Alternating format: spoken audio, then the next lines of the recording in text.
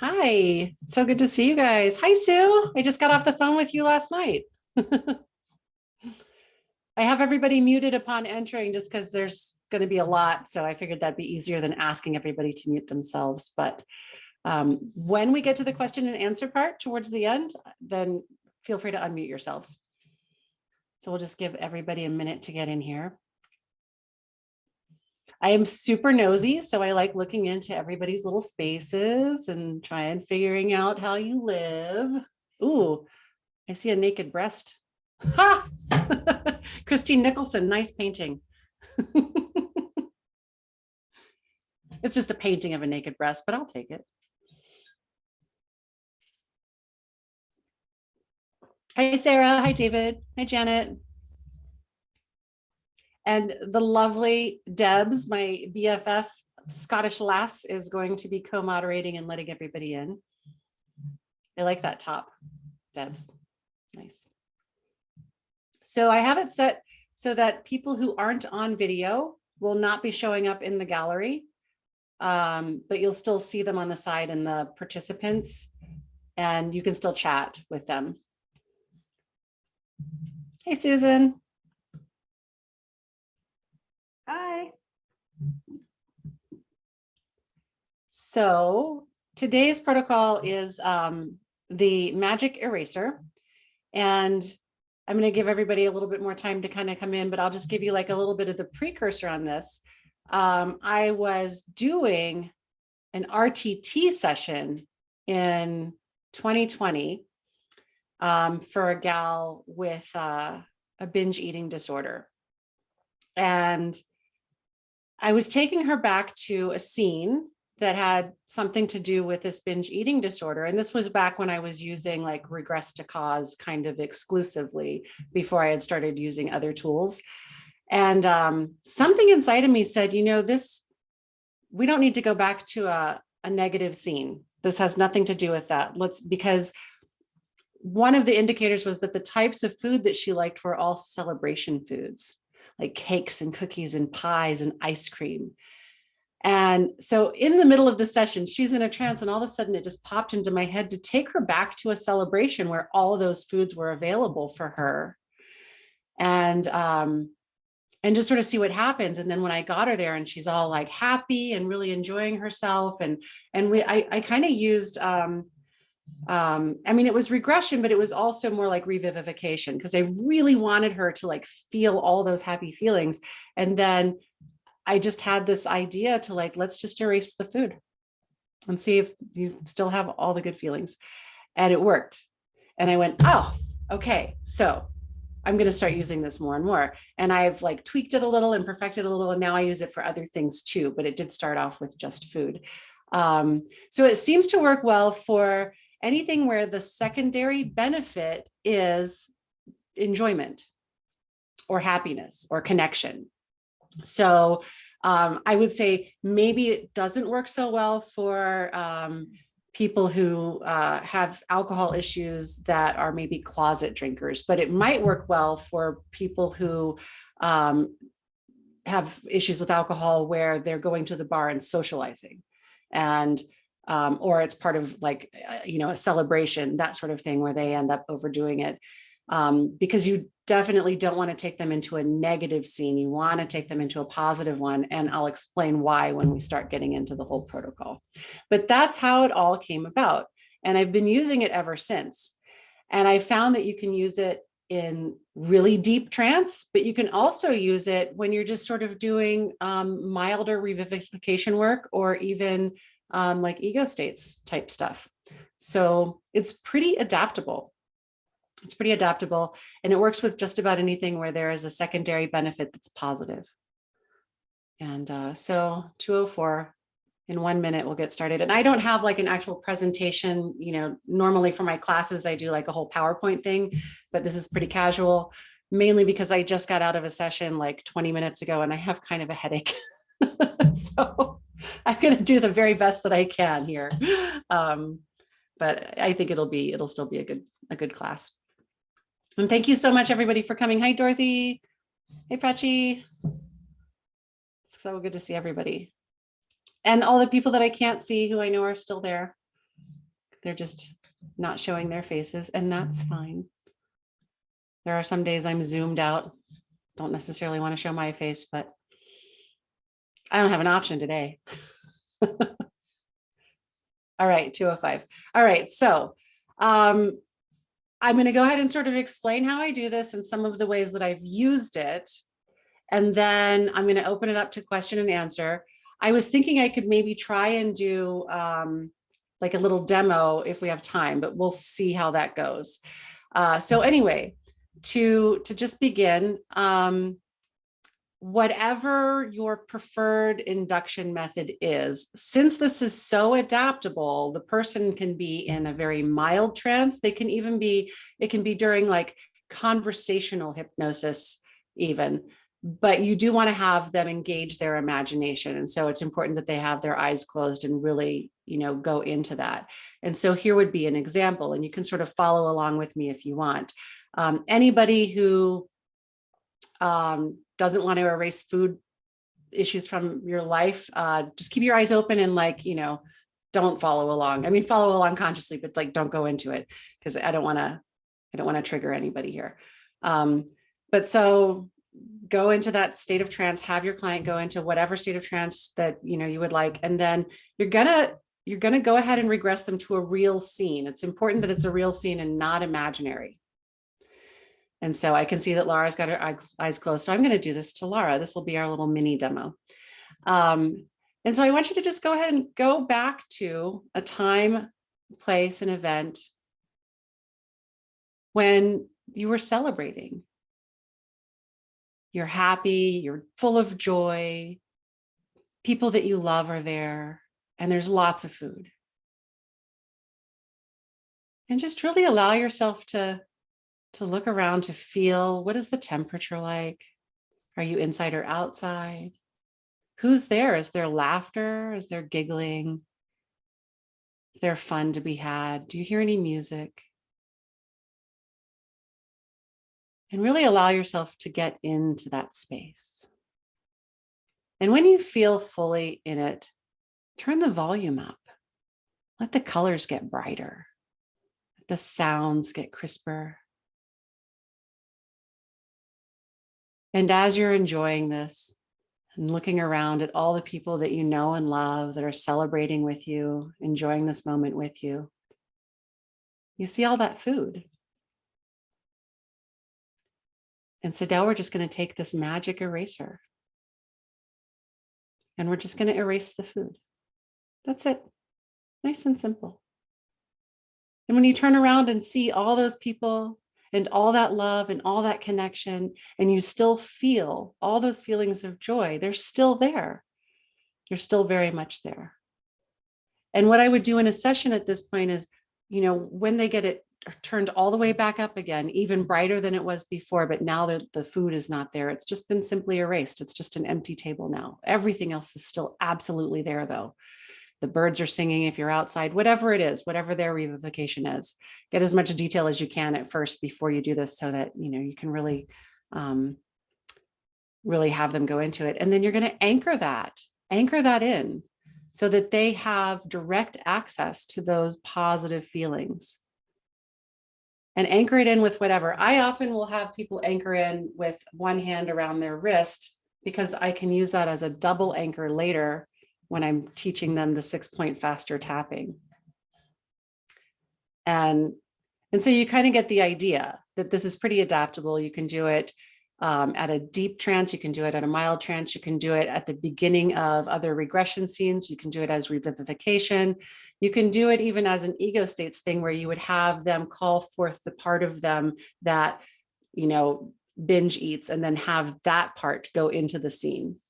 And then all you're going to do is just erase out only the food, and everything else is still there. And it's really important that you turn it up, turn up the volume, turn up the brightness, turn up the sound, turn up everything, and then anchor it in, because basically it gives them that they can mainline those happy feelings without having to try and consume them physically. And this works, like I said, really well with anything where the secondary benefit is positive. So the times that it's not going to work so well is Some people are angry eaters. You can usually tell by the kinds of foods that they like. If they like really chewy, crunchy things, then that might not be the kind of person that would benefit from this particular protocol. But if there's like relaxation, like smoking cigarettes, they have that sense of relaxation, or maybe going outside of the bar and like being able to actually have a connection and, talking to the people that are out there. I've met a number of people where smoking, like they don't even really like cigarettes anymore, but when they're in the bar, they don't feel as comfortable just going up and talking to somebody. Whereas when they're outside in this little pod of people where they all have this one vice in common, suddenly they're able to communicate and connect with each other. And so that's their secondary benefit, right? And so you would just have them go into that and then just erase out the cigarettes or the vapes or, whatever it is, and realize that that sense of connection that they crave is still absolutely available to them. And so then I'm sure probably most of you are familiar with the 6-point faster tapping. Is that, yeah. So that's why I like to use this as a physical anchor when I've got them into that really positive space, and on a scale of like 0 to 10, they're at like an 11, like spinal tap, like they're at 11. It feels so good, so good. Oh my gosh, this is like the most amazing, wonderful feeling of connection. And it takes a good, probably 5 or 6 minutes. I'll have them let it really build up inside of them. And in a minute, I'll show you what I'm talking about. So right now, we're just sort of doing the quick walkthrough. And then anchor that really positive feeling into this, because then at the end of the session, after I bring them out of trance and I say, okay, let's test this. Let's test it.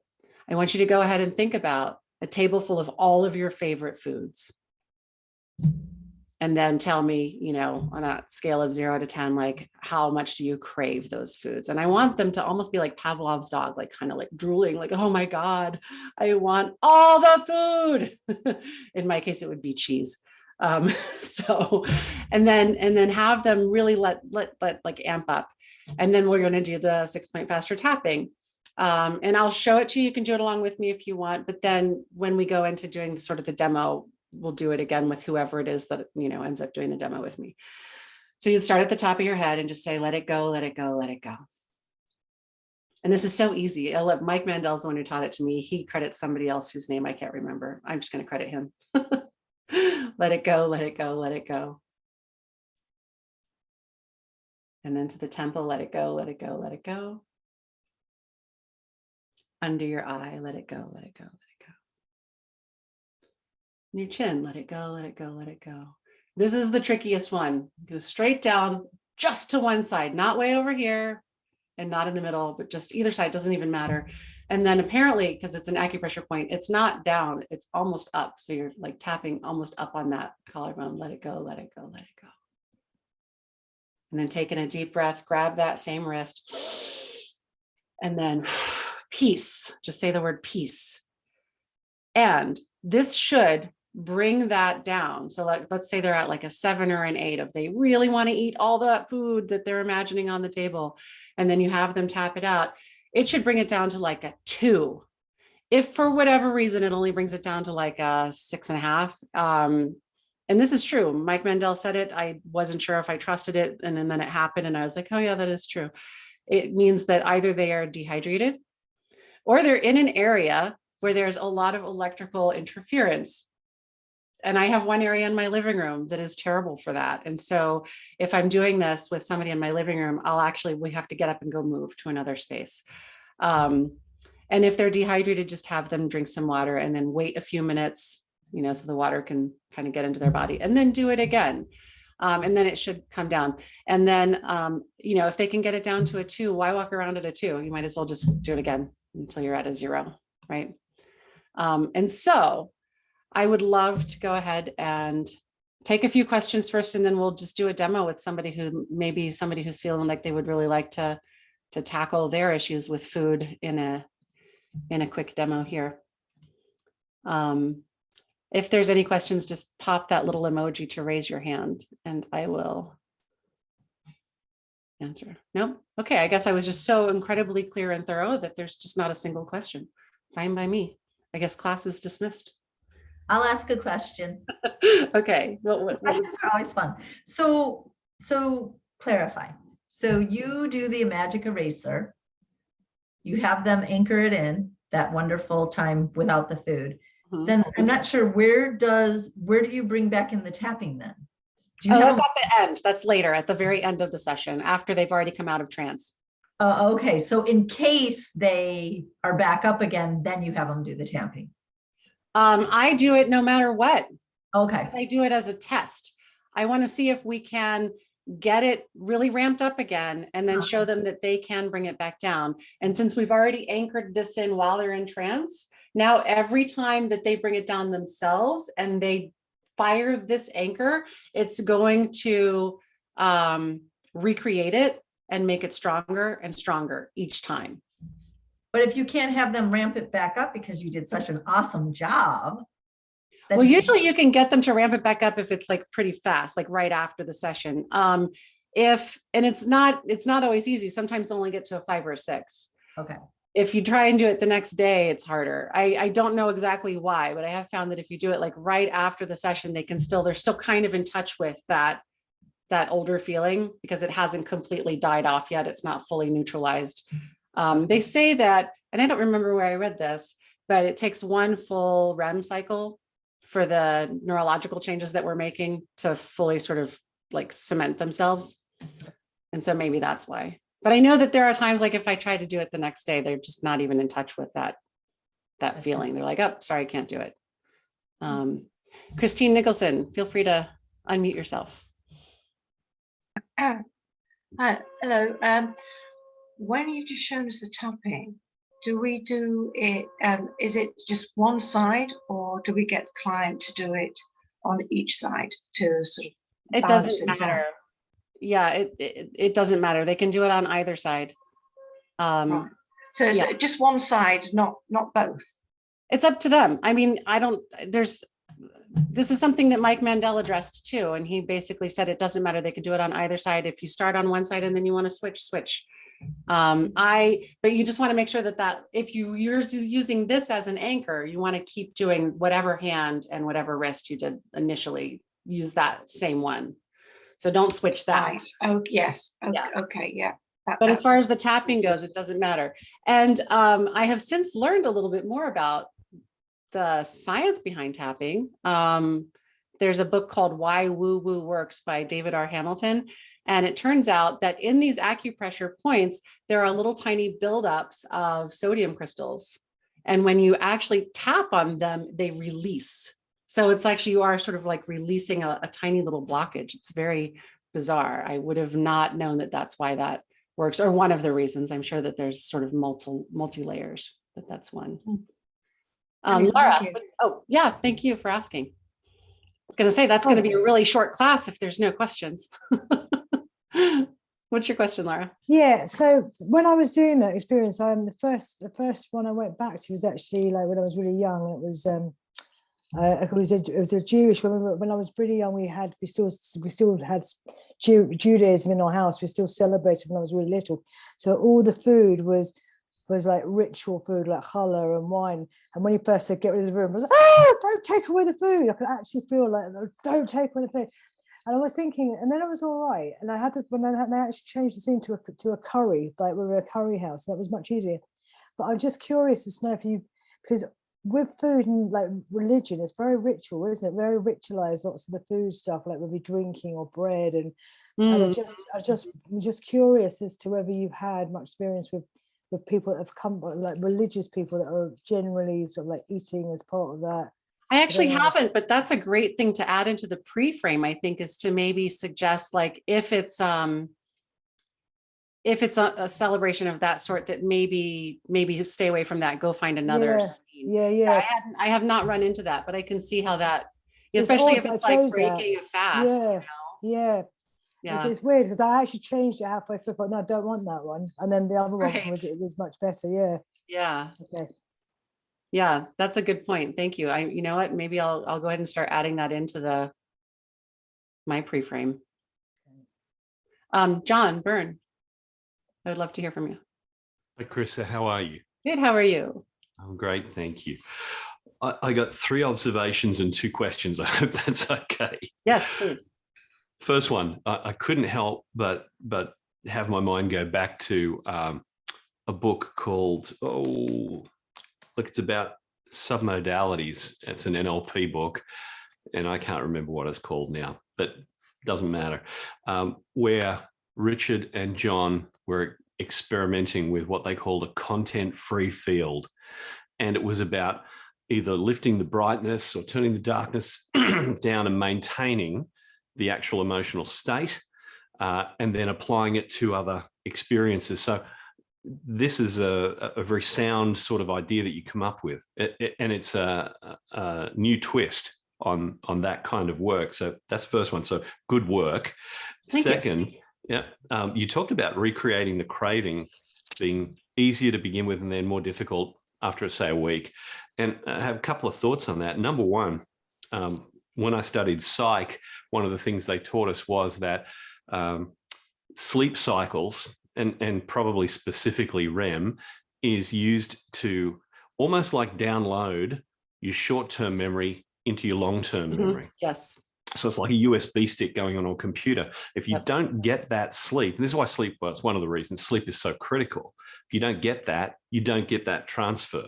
All right. And that's why they say, if you're not getting good sleep, you can't ever make it up. Because there is a hack for that, by the way.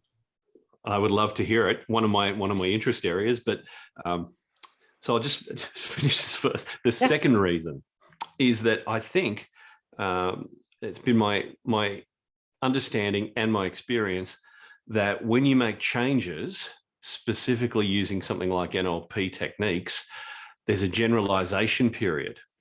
So often an NLP prac or master prac will get you to do 3 different examples of a future pace, because generally it takes about 3, or run it on 3 different experiences, takes about 3 to generalize. And I would expect there's a process that's happening in that person's life where they're reactivating this thing, and there's a generalization that now becomes the new neural pathway. So down to my questions. So what about, how well have you found this to work in situations where people use food as something they have control over to get something for themselves in their own life? If they're in a situation where, they feel like they give and give and give and give, nothing ever comes to them, but food can come to them. It's under their control. It would seem to me that there's like a pretty strong secondary gain in that situation. So any thoughts on that? I would probably pair this with some other protocols in that case, maybe do more of an NLP ADAC, associate, dissociate, collapse. And also the Cartesian coordinates of change are really helpful with that, so that they can feel what it is that they're missing. And then identify that and really go into the actual emotion of it. So this one works really, really well when the hidden secondary benefit, or maybe not so hidden, but secondary benefit, is one of joy and happiness and connection. If it is something that is of control, then that might, I would say, maybe use either a different technique or layer it, do multiple techniques. I often will do like the Cartesian coordinates of change on, and then immediately go almost into like a Dickinson style ADAC, where I have them imagine 10 years from now if they don't make the change. And then really feel that pain, and then break the state, and then have them imagine 10 years from now if they have made the change. And so that would be something you could layer on with this. This really helps with, I think, the habitual part of it too. Because when we're just feeling a little low or a little bored or whatever, and we start to reach for food, I feel like the magic eraser protocol helps you become more mindful of that. Like, oh, wait, if I just erase the food out of the situation, what I'm realizing is that what I really want is not the food. What I really want is this other feeling. So, but as far as the REM hack.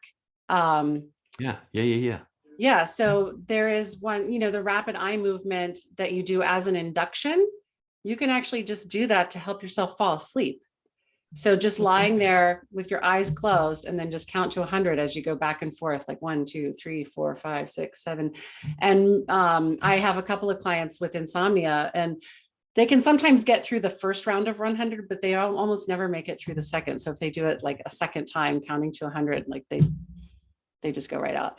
But even if they don't, they're still at least getting that, the benefit of being able to take short-term memory and put it into long-term.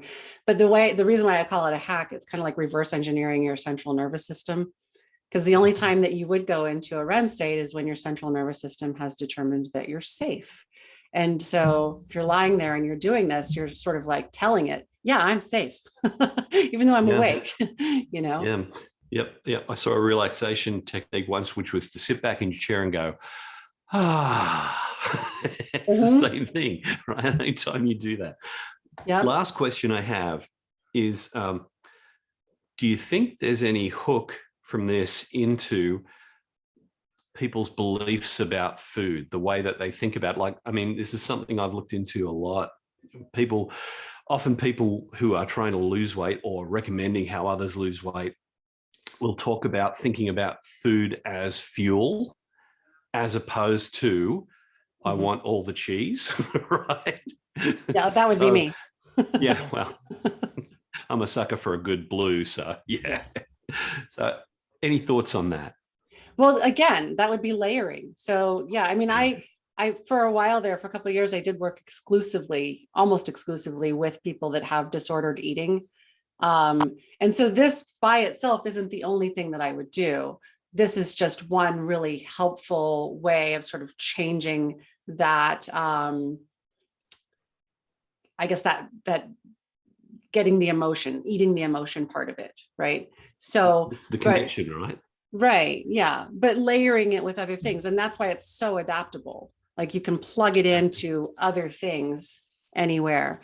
But yeah, reframing food as fuel. Another one that I do is, thinking about at a cellular level, like going while you're in a state of trance, going inside of your own body and asking which cells are asking for chicken nuggets here. Oh, wait, none cells are asking for chicken nuggets here. Okay. What are they asking for? And then teaching people muscle testing, just the simple kind where you're just standing and then, yes is usually forward and no is usually backwards. Some people are backwards, but then asking their body, like, hold the chicken nuggets or think about the chicken nuggets and ask yourself, are there any cells in my body that want these chicken nuggets? No? Okay, then, maybe there are some cells in my body that would like a pint of blueberries instead. Oh, look at that. There are. Okay. And then honoring your body, looking at food as an honor. A lot of times there's that reward system, right? Like, oh my gosh, I got to reward myself with the piece of cake or that glass of wine or that whatever, but when you go in a trance state, going into your body and actually seeing that those are punishments, not rewards, and a small amount. Yeah. Because you don't want to bring that defiant, rebellious teenager that lives inside of all of us up to the forefront by denying them completely, right? But maybe a small piece of the chocolate cake. But yeah, so I would layer it with other things for sure. Terrific. Thank you. Yeah, absolutely. Absolutely. Any other questions? Oh, Christiana, did I already answer yours or no? Hi, Kryssa. No, you haven't answered mine yet.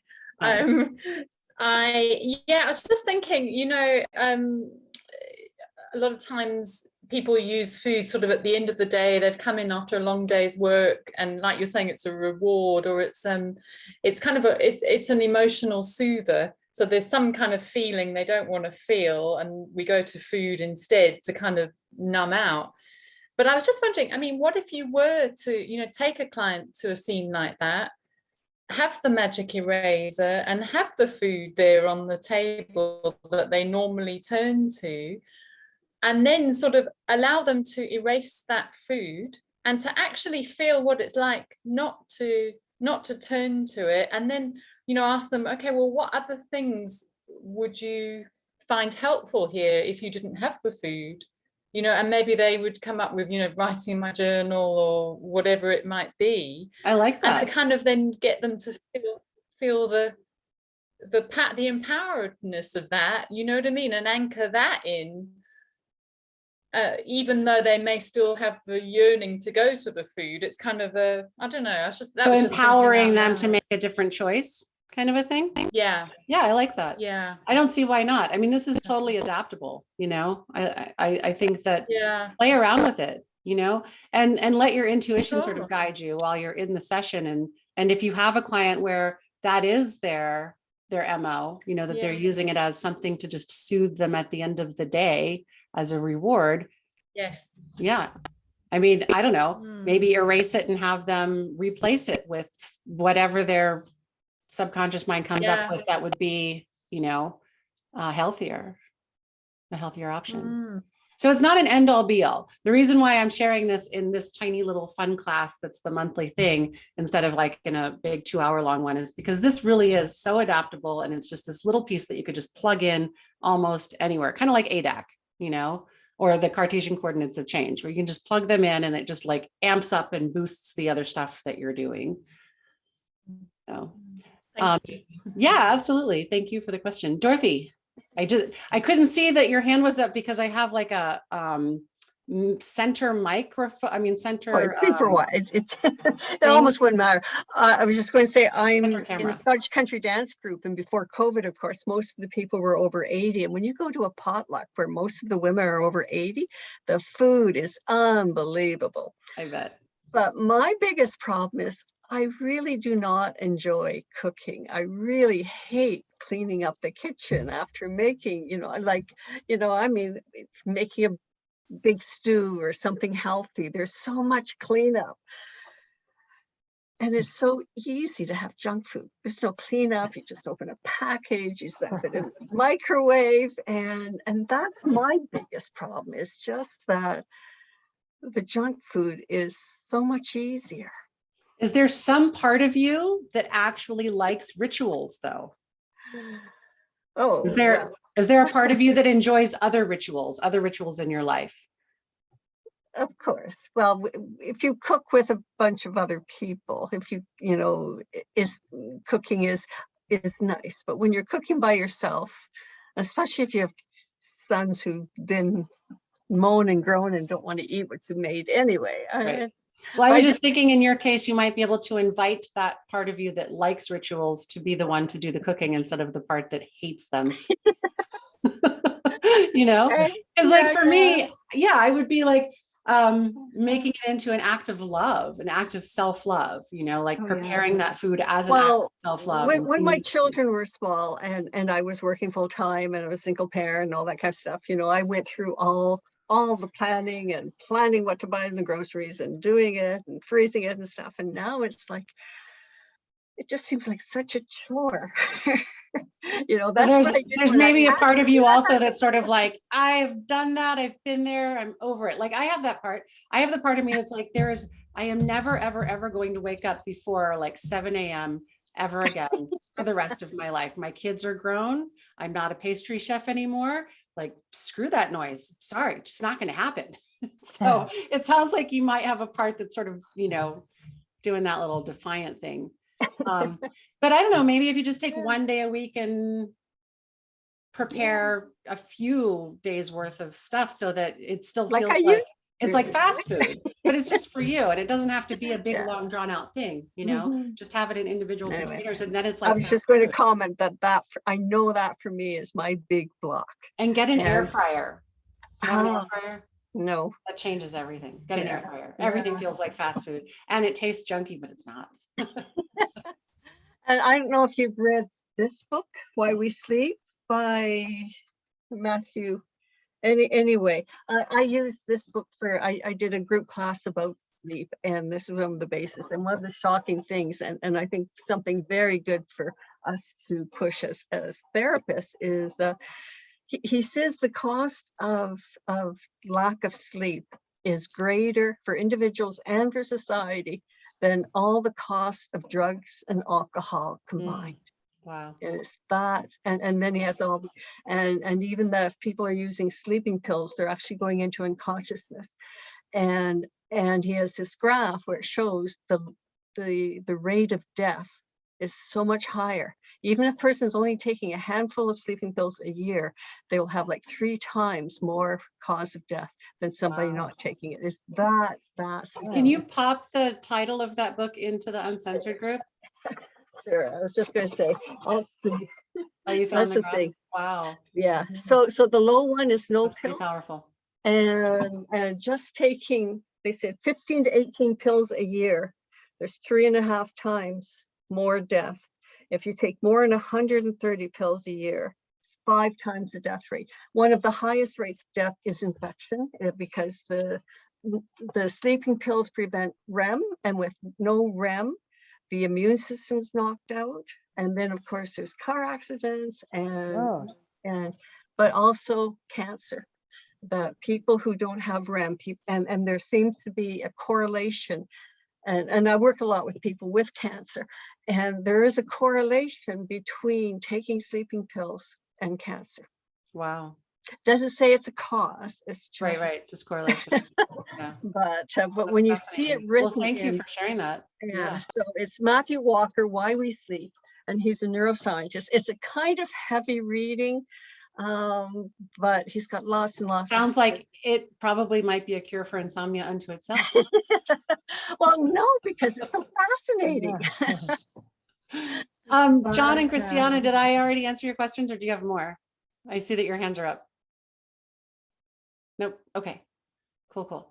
So anybody want to do just sort of a run through of this in a mild trance state? Just, you can actually put your actual hand up if anybody wants to be the guinea pig. Christine Nicholson. All right, I'm gonna, hold on. There we go. Oh, it's not a naked breast behind you. Sorry. What? No. Oh, is that what you're on about? I thought the painting had, I thought it was like a William Waterhouse or something. It kind of looks like it from a distance, but now that I Oh, see it closer, there are some breasts on show, but not quite all of them. not quite all the way. Yeah. All right. So let's just do a really quick, nice little sort of breathing induction for this. So just go ahead and put your hands over your heart. And just as you breathe in, just feel that heart space filling up. Breathing in calm and peace. Anybody else who wants to follow along, please do. And as you exhale, just breathe out all of the day's tension and stress. Any little pockets of just blocked energy hiding anywhere in your body, just breathe it right on out. And breathe in again with brand new, pure, clean, fresh, unused energy. And just breathing out all the old, stale, used up energy. And let's go ahead and breathe that energy right up in the top of your head and see if you can follow it, keeping your eyes closed. Just follow it as if it's going right up into the top of your head. And breathing out.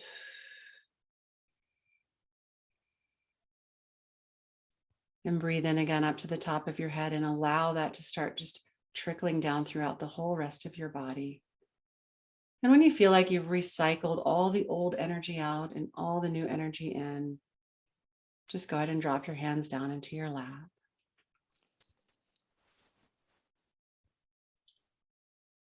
And I'm just going to count backwards from 5 to 1. And we're just going to take you into a scene, a place, an event, a time where you are happy and joyous and celebrating, surrounded by people that you love. So much joy everywhere. And there just happens to be some food. It could be a holiday or a birthday. Or maybe you're outside at a picnic. So on the count of 5, drifting back and traveling back and going back to the scene. of celebration and fun and love and connection. On the count of 4, becoming younger, smaller, lighter. On the count of 3, just allowing the days, the weeks, the months, the years to just fall away. On the count of 2, allowing the scene to come into your mind. And on the count of 1, just be there. And all I want to know is the scene that you're finding yourself in or watching. Is it daytime or nighttime? Daytime, Are you inside or outside? inside. And tell me a little bit about it. What are you seeing, hearing, feeling, experiencing? At a birthday party, and we're all sitting having party tea, and the table is absolutely laden with all sorts of luscious things, particularly sweet things, cakes, and biscuits, chocolates. Mm. And who else is there with you? All people I've known for a long time, well, as long as I can remember, basically sort of parents, friends, children. How old are you in this scene? 4, 3.5, 4. Yeah. And how does it feel being inside of your little 3.5-year-old, 4-year-old body? Oh, it's lovely. Because I'm getting all these wonderful treats, nice things to eat, and being happy, and everybody's being nice, everybody's being cheerful. Are you feeling surrounded by love? Yeah, Where do you feel that most in your body? That sense of joy and connection and love? just all around the heart and stomach. And even going up to my throat is quite a wide. And if it had a color, what color would it be? Oh, it's changing colours. I suppose it's pinks and golds. That sounds lovely. So let's go ahead and just allow you to turn up the volume on all of those emotions on that scene, and allow those pinks and golds to start spreading throughout your body. Just spreading throughout, one cell at a time. As the next cell sort of bumps into it and goes, oh, look at that. There's some self-love. We want some of that too. And just let it fill up your body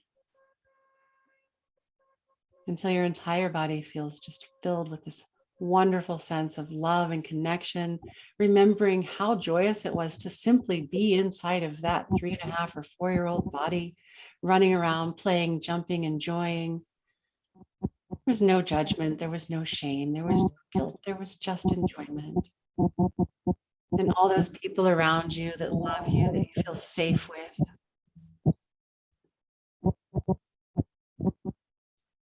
And when it feels like this wonderful sensation has just filled you up to the point where it's going to burst right out of you, that it's going to get bigger than you, Christine, I want you to let it, because it's only energy. Let it get as big as you want it to get.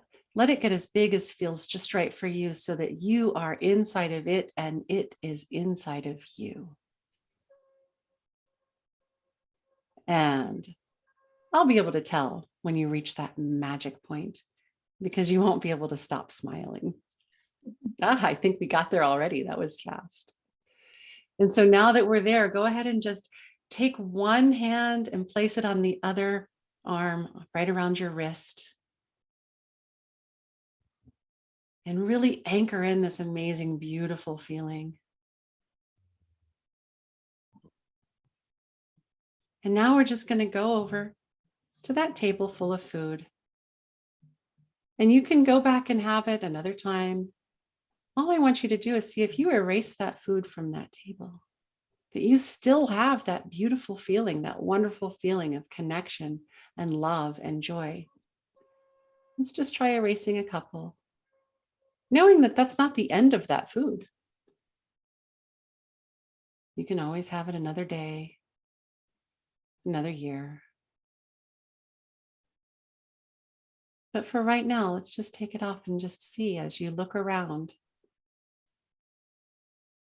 And the food is gone, but all the people are still there. The celebration is still happening. And that wonderful feeling that filled up your entire body, that gold, that pink, that sense of just joy is still there, isn't it? Yeah. Yeah. And so let's go ahead and just breathe that in and let it integrate fully into you.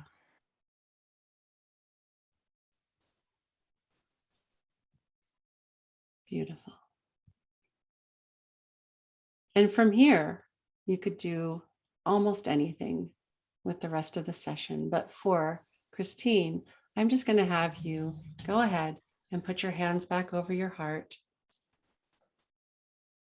and bring your awareness back to your breath. And just allow this to install and integrate at the deepest levels of yourself, knowing that from this moment on, anytime you want that sense of joy and love and connection and peace, that it's available to you because you created this right there. And nobody can take that away. You have this forever. And it doesn't require food in order to get it. You can have it without the guilt and the shame, without the extra pounds or stones. And all you have to do is just grab that anchor, just fire that anchor just by putting your hand around your wrist and allowing that beautiful neurochemical cocktail to flood into your brain again and remind you that this feeling was always available to you all along, and you've just simply reclaimed it. And whenever you're ready, go ahead and just drop your hands into your lap and open your eyes.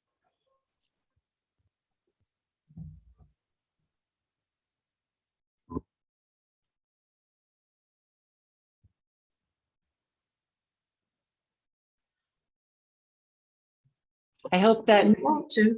I was quite happy where I was. Thank you very much. that happens.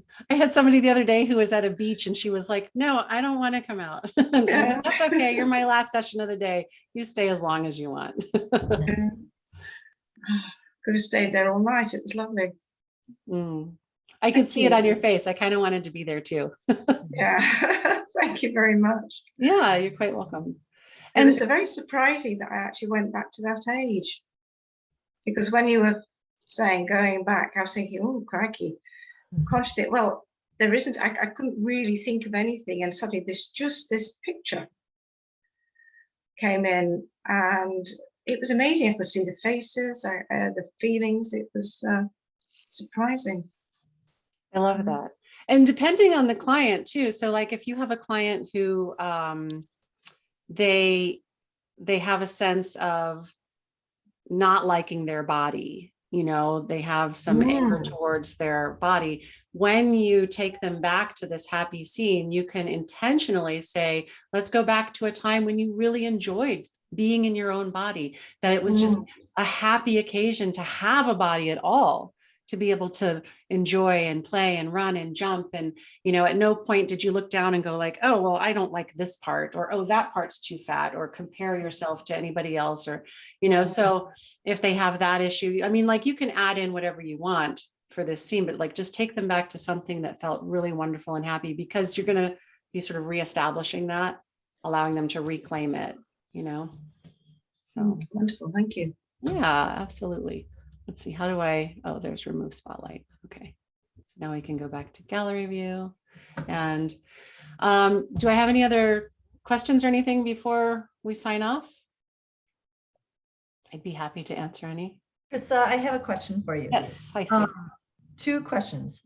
Do you ask the client if that food has a connection or makes them happy? Is that how you get to that point that you know that? You ask them? Yeah. Okay. I do that in the intake. Yeah. And like I said, it doesn't always work for like angry eaters, you know, it wouldn't be so helpful. But yeah, so one of the ways that I do that is I ask what kinds of foods they find themselves drawn to when when they are binging, if that's the issue that they have, like the binge issue going on. And find out, what they associate that with. Okay. Okay. And then the other one is when you did that anchor with her, you got her, up to that peak, then did you have her, I didn't notice, did you have her drop the hand or remove the hand before you erase the food? Or does she still holding the wrist? I don't remember. I'm sorry, I have a headache today. Christine, did I have you drop the? I normally would. Normally I would. Yeah, I would have. Okay, them. go ahead. I think I just held on to my wrist. I think I did eventually let it go, but I don't think that it would really matter though, Uh-huh. because you're still anchoring in that wonderful feeling just without the food, right? So yeah. Yeah. Thank you. Yeah, absolutely. Oh, Susan, yes. Yes, I have a friend who tells me she eats chocolate every single night for years. And so I tried a little RTT. I told her I'd try to help her, and I could try this one. But do you have any other thoughts, anything easy to do for a chocolate addiction like that? I would maybe treat it the same way you would with, other addictions. I really like Cartesian coordinates of change for that. So what are you unable to do because of this addiction? What are you able to do because of this addiction? What would happen if this goes away? What would happen if this doesn't go away? And then I'll do sort of, Tony Robbins does like that Dickinson approach where he has you imagine yourself 10 years in the future. If you don't change your ways, like how awful it's going to be. I'll sort of do that with them using their own words back to them after I get their answer on what happens if this doesn't go away. And then really have them see that and have it be kind of painful, but then break the state. So if they have a really like long last name, I'll have them say like, spell your last name backwards. If they don't, I'll just grab some random difficult word like syzygy, like spell syzygy now, and they're like, so you want to break the state and then say, guess what? You didn't take that path. Right now you're at the crossroads. Right now you get to choose to take the other path, and then see yourself 10 years in the future, having taken the path where you do walk away from this addiction and then I'll use their words back to them, from the Cartesian coordinates of what happens when this goes away. And that's another thing. I'll say what happens when this goes away. But on the other one, I'll say what happens if this doesn't go away. And just using that little bit of a language thing so that when it does go away is sticking in their head, that it's not an if, it's a when. But then go ahead and use their own words back to them that when it goes away, and then see themselves 10 years in the future. And then I'll say, so if it's going to happen sooner or later anyway, since this is the path that you have of course chosen, because that's why you're here today on my Zoom call or in my office or whatever, why wait? It's going to happen sooner or later. It doesn't have to, why wait 10 years? So I'll say like, bring that future you closer. Let's make it 5 years. Let's make it 1 year. Let's make it next week. Let's make it tomorrow. And then have them imagine that they're stepping into it, sort of that NLP, thing where you're future pacing and then stepping into the person. So that's what I would do with her, something along those lines. Thank you. That's great. Okay. Yeah. I don't find RTT particularly helpful for things like this. I am in a session. Yeah, but I'll have to get it for you as soon as I'm done in 6 minutes. I didn't see Sorry. anything was on your session thing. Oh, yeah, sorry. Can you take Chewy? Okay, never mind. I'll keep Chewy. Sorry. I forgot to turn the sign around saying I'm in a session. So my daughter's living with me right now. That I should have introduced you. Sorry. Anyway, did I answer your question, Susan? Yes. No, that's great. Thank you. Okay. And Christiana, your hand is back up. Sorry, Kryssa. Yeah, last question. I was just I was doing it as you were working with Christine then, and I went to a scene. It was my mum and my dad, and my mum had made me my favorite meal, macaroni cheese, when I was a little girl. And I used to feel so loved, you know, when she'd thought of that meal for me and made it specially. But I was aware that when I ramped up all those wonderful feelings of that being loved and wanted and all the rest of it, and then anchored it in, I was still aware of a connection with the macaroni cheese. So I'm just wondering, is it better to erase the macaroni cheese and then anchor it in? Yeah. Do you know what I'm saying? Yeah, totally. Yeah. I mean, really, the that main okay? point is that you want to anchor in the fact that they have access to all those wonderful feelings Yeah. without the food. And Minus so the that can food. be, yeah. So, and I guess I go back and forth. So if I were to actually do a Yeah. PowerPoint presentation of this today, I probably would have done it the other way. Yeah. Okay. But Brilliant. I just Thank you. sort of usually use that's my good. intuition on that. So yeah, but that, I Yeah. think that you did get there though, right? So you were anchoring in the Yes, positive I did. feelings and then you erase the food and the positive feelings are Erase still the there, food or anyway. you can do it the other way around, erase the food. Yeah. And then, yeah, I think you still get there. True. Yeah. True. Thank you. Yeah, absolutely. It's not like a step-by-step rigid thing. Like you have to do it this way. The whole point of this is I want you to take it and run with it, make it yours, do something, unique to your own thing. Just take the protocol and have fun, Joy. Yes. I'd love to hear from you. Okay. Yeah, I just wanted to actually say thank you for one. This is My my second time here, and it's really I love it. It's pretty cool. But I love the process because I grew up in a home where my mom cooked like these great big meals. She had every different kind of candy, every different kind of cake or pie, whatever everybody wanted, she would make everybody's favorite. And so you felt like you had to eat it. And I am definitely a sweets person. So I'm just really excited to try this on myself later to play around with it. And then the one question I had was the Cartesian points of change or whatever that you've been talking about. Is that, who is that, or how could I learn more about that? Mike Mandel teaches it. I also saw that Barry Neal uses it. It is an NLP based thing. So I think you can find it from John Grinder and Richard Bandler initially. People have altered it a little bit here and there, but the way that I was taught it is you start off with, what are you unable to do because of this issue? And it doesn't just have to be addiction. It can be almost anything. It could be anger. It could be whatever the unwanted thing is. What are you unable to do? And then what are you able to do? So what does this anger, this food, this whatever it is allow you to do? That's getting closer to the secondary benefits. And then what happens if this doesn't go away? And then what happens when it does go away? Okay. Yeah. Cool. Great. Thank you very much. I appreciate it. Yeah, absolutely. Thanks so much for showing up today. Yeah, thank you. It's been a pleasure. So yeah, that's the whole point of this, is really just to take it and make it your own. And you had said something just a minute ago with your mother and how she, this was her love language, right? Is cooking for everybody. I wonder if, even though it is a memory, you could sort of do a little bit of an ADAC thing by placing an imaginary situation on top of that, where instead of giving you the food, she could, in your imagination, rewrite that little memory by giving you a big hug. Like take the food out and have her just give you the hug. That could be another way to sort of create that new neural pathway. Yeah, that sounds perfect. I'm definitely going to try that. Thank you. Yeah. And again, it's adaptable. Have fun with it. Thank you. Yeah. So if there's no more questions, I think we have neared the end, and I'm going to go take some ibuprofen. I actually tried all of my little hypno tricks to get rid of this headache for 3 days. Here.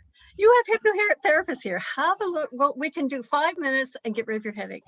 I have been using all of my hypno tricks on this since Monday, and it's sticking around. Another person to do it with you. Yeah, maybe. You want to try? Yeah, you want to run like an arrow or something on me?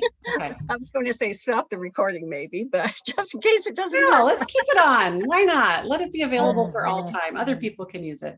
All right. I will say she's very analytical, so keep that in mind. Hear me away, Kryssa, Debs. Just let yourself relax. Take a deep breath in and breathe out.